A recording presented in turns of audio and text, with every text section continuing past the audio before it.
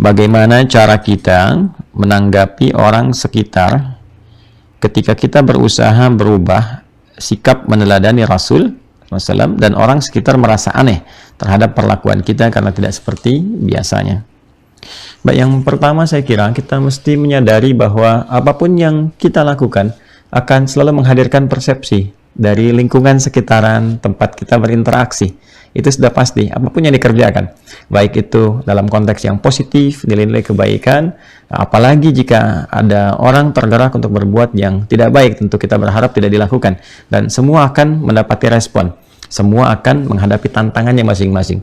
Jika yang dikerjakan kebaikan, maka semua yang dihadapi dalam proses mewujudkan kebaikan itu oleh Al-Quran diistilahkan dengan ujian, tantangan yang menguji sejauh mana kesungguhan kita untuk mewujudkan semua sifat kebaikan-kebaikan itu.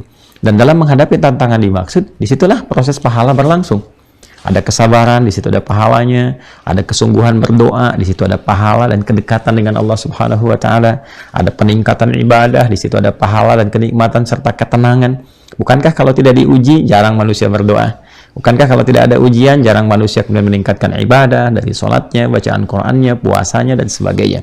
Maka hidup selalu bersanding dengan ujian. Quran surah kedua Al-Baqarah di ayat 155 ketika Allah berfirman, a'udzubillahi minasyaitonirrajim, walanabluwannakum bisyai', dan setiap kalian yang hidup, kata Allah, pasti akan diberikan ujian untuk meningkatkan kualitas kehidupan dan untuk menguji kesungguhan dalam menjalani proses kehidupan yang kita lalui itu dengan berbagai hal. Minal khauf, ada kegelisahan, kemudian wal ju', ada rasa lapar, wa naqsin minal amwal, ada kekurangan harta dalam sisi tertentu.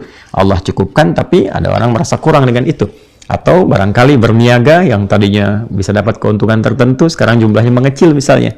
Wal anfus, ada yang sakit sampai meninggal. Wat thamarat, ada yang hasil kerja kerasnya boleh jadi dirampas oleh orang lain dalam tanda petik, ya, keadaan tertentu. Anda yang ikut tender tapi proyeknya dimenangkan pada orang lain, bisa terjadi.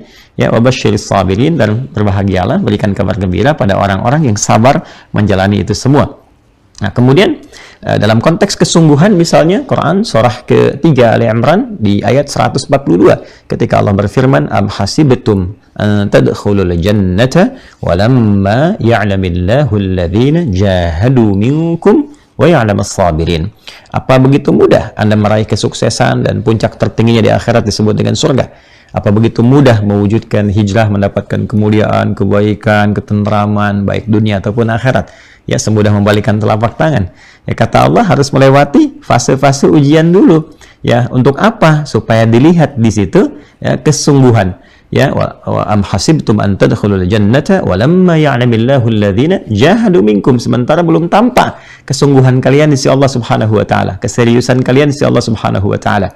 Dan di balik kesungguhan kita menghadapi berbagai aneka ujian tadi, ragam tantangan tadi, di situ ada pahalanya, di situ merasakan kenikmatan bersabar, kenikmatan mendekat kepada Allah yang mungkin gak pernah didapatkan ya, selain mendapati ujian-ujian yang dimaksudkan. Jadi harus menyadari terlebih dahulu bahwa apapun yang kita kerjakan, mau hijrah, mau tidak hijrah, mau berbuat baik, mau tidak, pasti akan menghadapi tantangan dalam berkehidupan.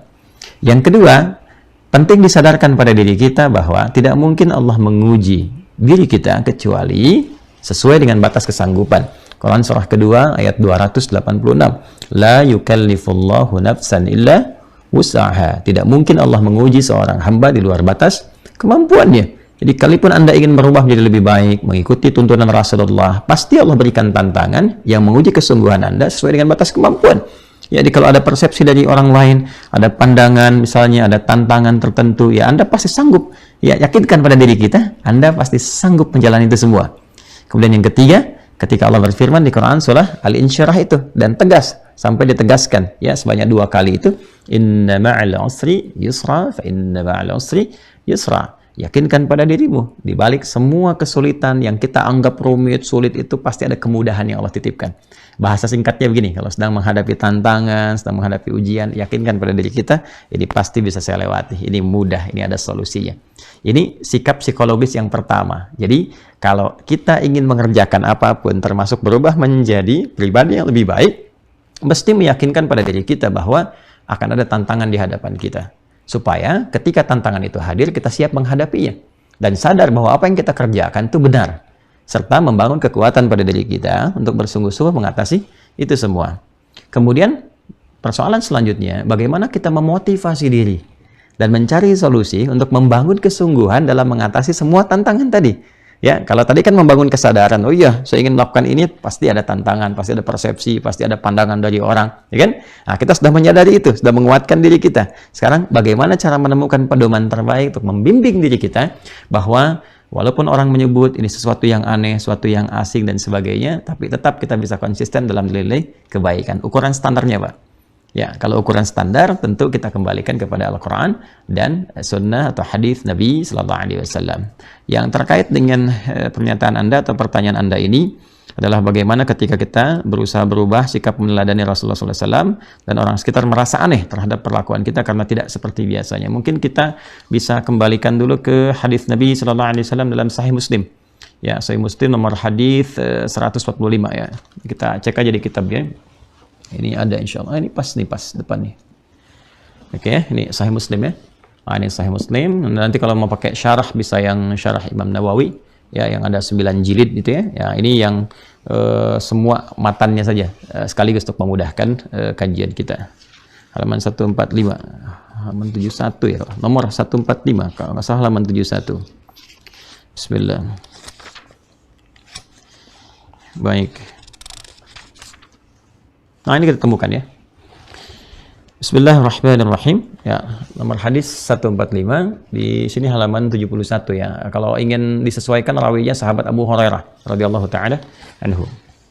Bismillahirrahmanirrahim. Qala al-muallifu rahimahullahu taala haddatsana Muhammad ibnu Abbad wa ibnu Abi Umar jami'an an Marwan al-Fazari. Kemudian qala Ibnu Abbad haddatsana Marwan an Yazid yakni Ibnu Kaisan an Abi Hazim an Abi Hurairah. Ya, kalau kita runtutkan sanadnya, Imam Muslim menerima informasi ini yang tersambung pada Rasulullah SAW. Jadi orang pertama yang menerima dari Rasulullah SAW adalah sahabat Abu Hurairah atau Abdurrahman bin Sakhar radhiyallahu taala anhu. Beliau menyampaikan qala Rasulullah SAW. Rasulullah SAW pernah bersabda, perhatikan kalimatnya, bada'al Islamu ghariba wa sayaudu kama bada'a ghariba fatuba lil ghuraba. Baik, ini keterangan Nabi. Jadi terbukti ya kalau ada kejadian seperti yang Anda rasakan tadi atau juga sementara orang merasakan, ini terbukti apa yang Nabi sampaikan sejak jauh hari.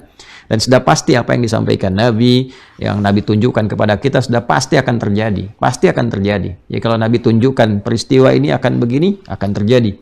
Ya, kalau Nabi gambarkan kalau begini kamu akan jadi baik, pasti baik. Kenapa? Karena semua yang Nabi sampaikan pada hakikatnya adalah petunjuk dari Allah Subhanahu wa Ta'ala. In huwa illa wahyu yuha. Semua yang disampaikan Rasulullah SAW berdasarkan petunjuk wahyu dari Allah Subhanahu wa Ta'ala. Bila itu berupa lafaz dan maknanya, maka itu adalah Al-Quran. Bila itu berupa penjelasan dari Al-Quran, maka semuanya adalah perincian dari isi Al-Quran yang kemudian terkumpul seluruhnya pada apa yang diistilahkan oleh para ulama dengan hadis Nabi Muhammad SAW, yang bila itu jadikan pedoman kehidupan maka istilahnya disebut dengan sunnah. Secara singkat demikian. Kata Nabi SAW, beliau menyampaikan bada'al Islamu ghariba. Ya, Islam itu bahkan ketika datang di kalangan masyarakat memberikan pedoman, ya itu dianggapnya asing. Bada'al Islamu ghariba. Islam itu ketika datang ya dianggapnya sesuatu yang asing, aneh. Ya, ini menarik juga nih. Ya, jadi kalau ada kultur masyarakat yang memang akrab dengan satu hal tertentu dan sudah memandang itu bagian dari tradisinya atau bagian dari kultur atau budaya yang sudah dipraktekkan, walaupun itu buruk, maka yang baik terlihat asing. Gitu ya. Nah, sebaliknya, kalau semua sudah terbiasa baik, yang buruk akan terlihat asing. Kalau kita punya kawan-kawan yang terbiasa kumpul di tempat yang baik, melihat yang baik-baik. Jadi kalau saat bersamaan, tiba-tiba diajak ke tempat yang kurang baik atau melewati tempat yang kurang baik, pasti akan merasa asing dengan itu semua. Ya, akan merasa nggak nyaman, merasa gelisah. Nah, sebaliknya, ketika ada kumpulan atau ada tempat atau ada kondisi keadaan yang di dalamnya terkumpul hal-hal yang buruk, kemudian yang baik datang, maka sebaliknya yang baik merasa terasing. Ya, jadi sekarang bagaimana memosisikannya? Teruskan dulu hadisnya ya, supaya kita bisa mengerti keadaannya. Wa sayaudu kama bada'a ghariba. Dan nanti ada satu masa, satu kondisi di mana orang-orang yang mempraktekkan nilai keislaman pun akan dianggap asing juga. Kan? Nah, fatuba lil ghuraba, maka ini yang paling menarik nih.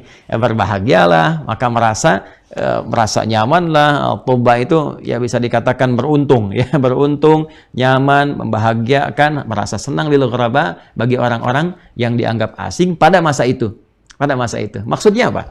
Nah, teman-teman, saya ingin kembalikan pada kondisi tadi. Ketika Islam datang, suasana masyarakatnya kan diliputi dengan nilai-nilai keburukan.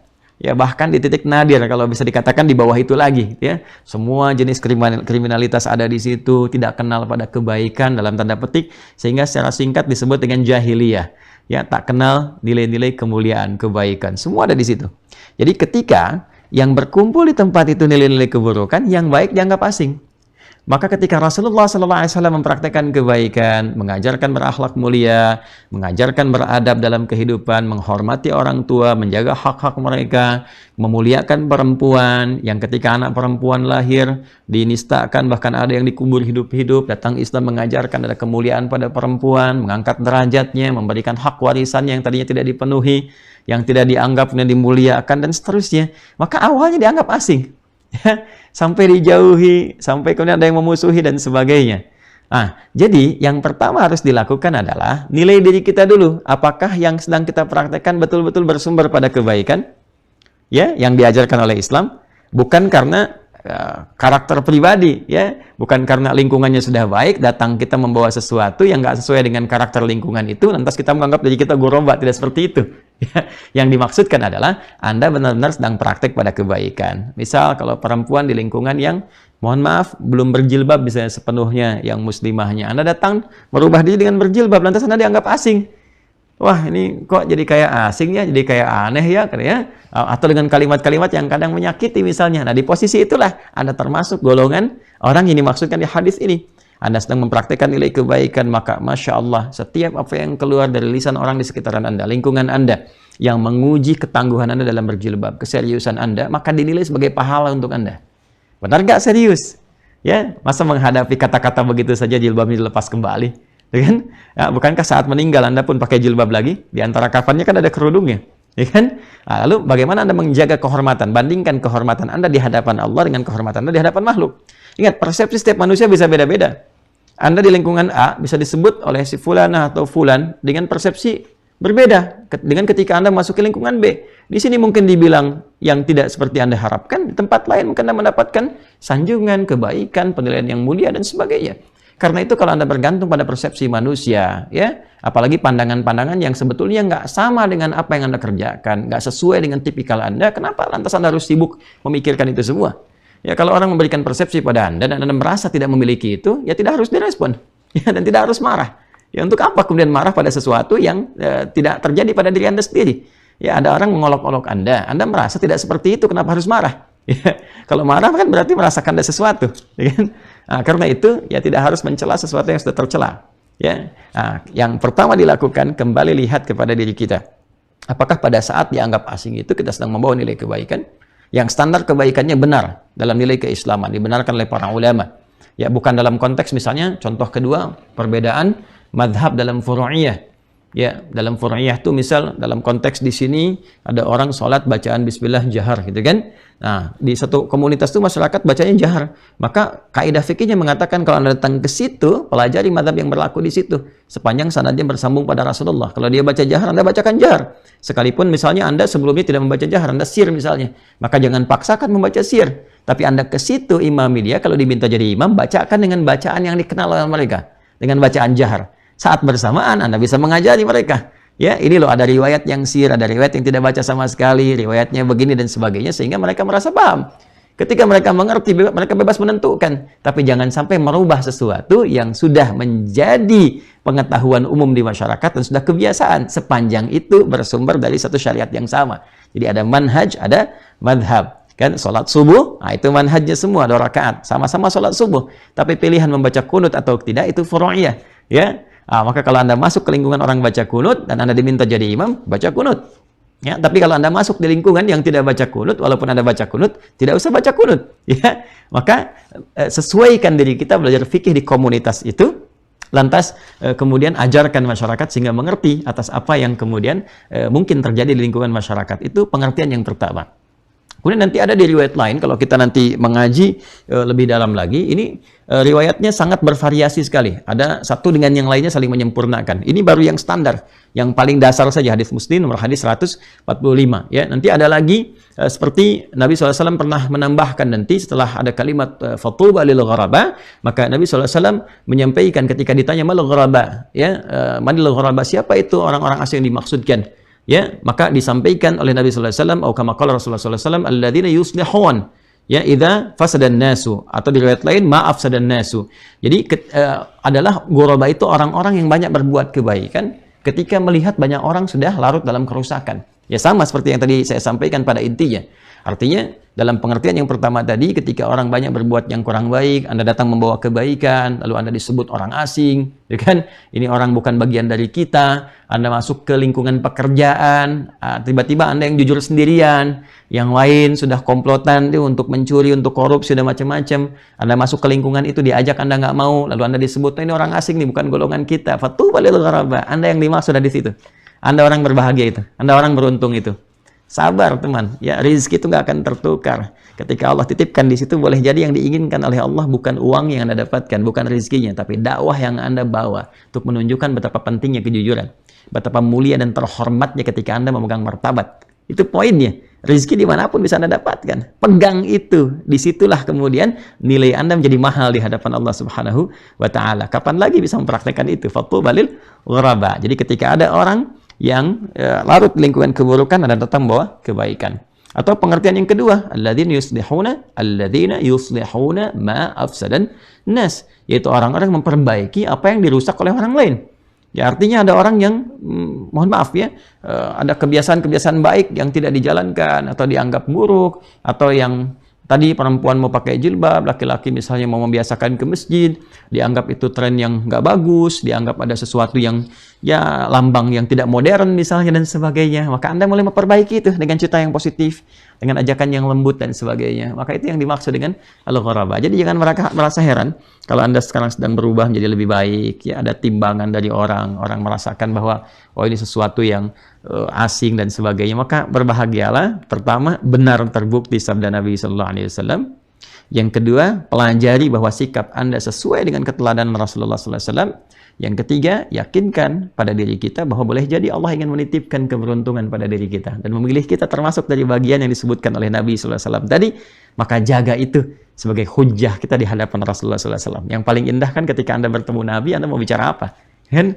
Maka Anda bisa katakan, ya Rasulullah, saya menghafal satu hadismu, Allah berikan berkah dengan menempatkan saya untuk mengamalkan hadis itu, dan saya pulang sekarang ke hadapan Allah bertemu dengan Anda dengan membawa kebahagiaan setelah mempraktekkan satu hadis itu. Ya, Masya Allah, dan semoga Allah berikan kemuliaan. Ini diantara yang bisa disampaikan terkait pertanyaan. Ada lagi yang 146-nya ini menarik juga nih. Ya, kalau yang ini dari Ibnu Umar, ya, radhiyallahu taala anhuma, dari Nabi sallallahu alaihi wasallam, ya, beliau bersabda, Innal Islam bada'a ghariba wa sayaudu ghariba kama bada'a wa huwa ya'rizu bainal masjidaini kama ta'rizul hayyatu fi juhriha. Allahu akbar, ya teman-teman sekalian, ya, situasinya kalau kita bawa ya ke nuansa kita sekarang. Kita bawa ke nuansa kita sekarang di bahasa kita gitu, ya akan mulai terlihat orang-orang memisahkan antara kehidupan dunia dengan kehidupan agama. Jadi kalau orang bawa praktek ke lingkungan dunia, nilai-nilai agamanya dianggap sesuatu yang asing. Ya, agama itu hanya bisa terlihat di dalam masjid saja, ya, seperti ular-ular yang masuk ke dalam sarang-sarangnya. Ya, jadi saking takutnya orang mempraktekkan nilai-nilai agama, atau enggak khawatir dicaci maki orang, khawatir dikasih persepsi yang negatif, sampai-sampai dia malu berjilbab, sampai-sampai dia malu membawa nilai keislaman dalam praktek kehidupan, ya, sampai-sampai malu kalau harus jujur dan sebagainya. Jadi ibadah tuh hanya di masjid aja, infak tuh di masjid aja, gitu kan. Baca Quran di masjid aja, malu kok baca Quran kalau sedang di kendaraan, sedang di kereta, di pesawat, jadi malu kalau buka mushaf, ya. Nah, hati-hati tuh. Ya, hati-hati. Jadi seakan-akan jadi terbatas, jadi sekuler dia pengertiannya, gitu kan. Membedakan antara konteks kehidupan beragama di satu tempat ibadah saja, di luar itu jadi dunia. Itu tidak begitu.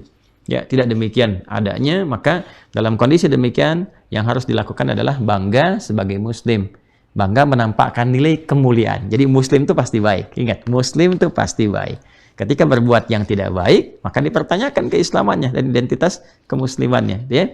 Dan ukuran kebaikannya tentu ukuran yang mengacu kepada Al-Quran dan hadis-hadis Nabi Muhammad SAW, dan tidak akan mungkin bertentangan juga ya dengan nilai-nilai kehidupan atau aturan-aturan yang dibuat oleh manusia dalam konteks berkehidupan. Itu tidak mungkin bertentangan. Pasti ada nilai keselarasan dalam konteks kebaikan. Allahu ta'ala alam bisawab.